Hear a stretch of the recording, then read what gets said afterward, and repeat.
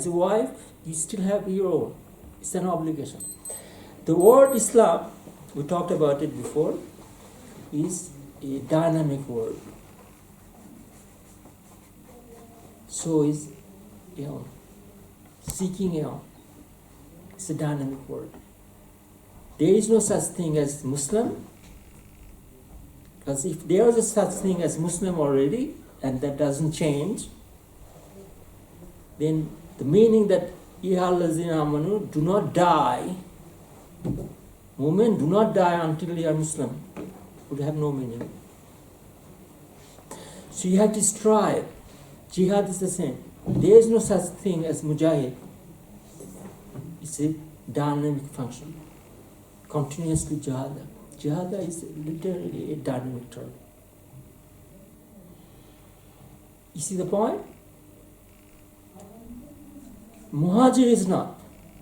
He came here, he became Muhajir. He's still that way.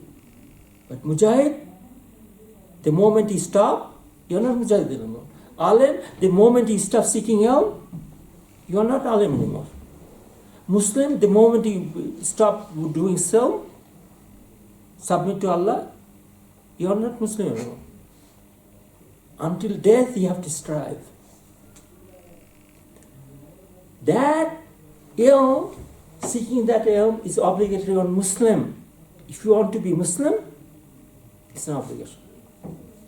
So you die on Muslim, on Islam, die as a Muslim, you have to be continuously seeking ilm until death. That one does not stop. You do not get a degree of alim and sit there. The moment you stop, you are no longer Muslim, according to this hadith. And that's the real education system. So what do you have the rest? The West with dollar signs is not education at all. At all. Because ilm starts with what? Iman. Conscious Iman. That's why children do not have any ilm. They have Iman, but they don't have the ownership of Iman or Niyyah. Ilm starts with Niyyah of pleasing Allah. None of them is sincere.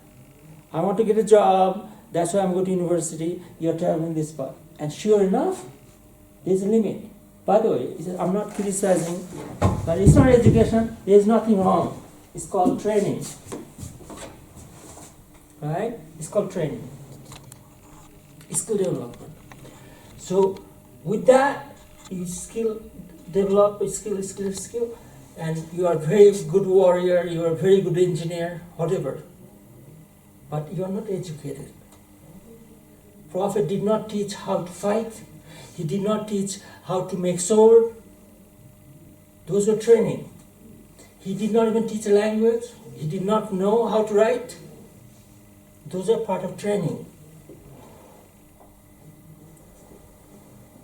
If he needed that information, he asked, what is Zaid bin Thabit? Train yourself 2 languages, Coptic and Hebrew, because that's a tool. He had sword makers. He had hijama artists who were doing hijama for him. He taught none of them. He was not involved in training. He was involved in educating. Completely different path.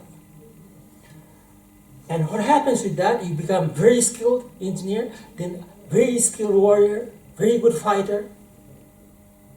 Right? Then after time, at old age, you lose all of them. You never lose. You see the point? Until you are crazy or you are demented, you continue doing that. But this skill goes down. That's the nature. And we conflate, we confuse education with training. But they are necessary. They are necessary for living, of course. What is Prophet's training? Trade. Right? He knew that. He He was doing business, right? He knew how to count, obviously. Making preparation is also an obligation. Of course, those are to make a living. When you get married, how to treat your wife, those are part of the training. But it has to be inspired. For it to be ill, it has to be it has to be inspired by your intention. Right? So when Zaid bin Thabit became expert of 2 languages, for him, it was also ill. Because why was he doing that? Not to get money. So any training you do becomes ill, it becomes your benefit depending on your intention. If you want to be a warrior so you can be famous, like the guys told me that, pray for me that I become the leader of the group that will defeat Israel. Your intention is not ill. Your intention is you want to be famous. And we know from this that the first one to cast in hell. So there is nothing, no longer there, it's necessary. But it's not ill as such, and certainly not in a program. But what happens with our society, we always focus on this. And we conflict training with education.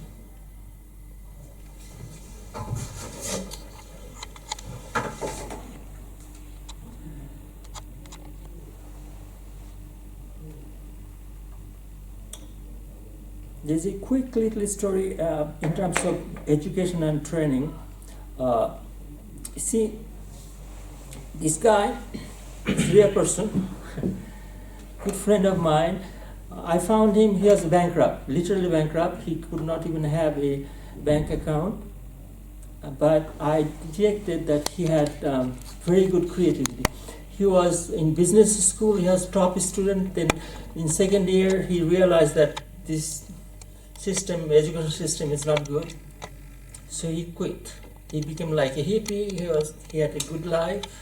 And then I found him in a very bad situation. So detecting his creativity, I gave him a research project. First few months, he was actually repairing my house. I paid from my pocket to do, because he had no means to make a living. So that's how. First order he got, it was $30,000 order from my research project. He did not have money to pay for the equipment, right? He had to building for materials. He was building 2 equipment. I gave him my credit card. You know, in Canada, you can give a credit card to another person's name. So he had $5,000 limit. So I said, you pay me back once you get the money, because you have to upfront spend money.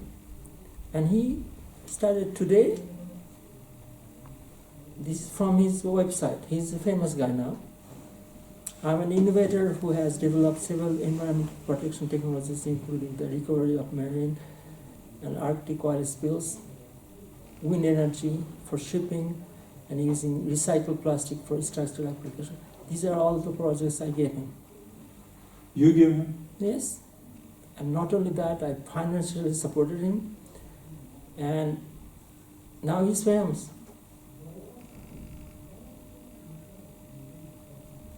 What degree does he have? 0. That's why I said the training part is nothing. Anybody can do it. And he invented things that made him rich. He is the head of a company now. And he has a patent now. It doesn't have my name because it was, see, the moment I put my name, then university wants to share. So I said, go ahead, do it. Just like Gary Zessman, he has written 4 books, 2 books of his own. I said, go ahead, publish me one. So research is not very difficult. You don't need any qualifications. There is certainly no training can prepare you. So next week we'll pick up on zero waste engineering, next class, and that would be. I want you to think about it, and we'll resume inshallah.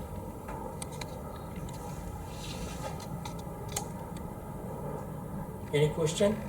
Thanks.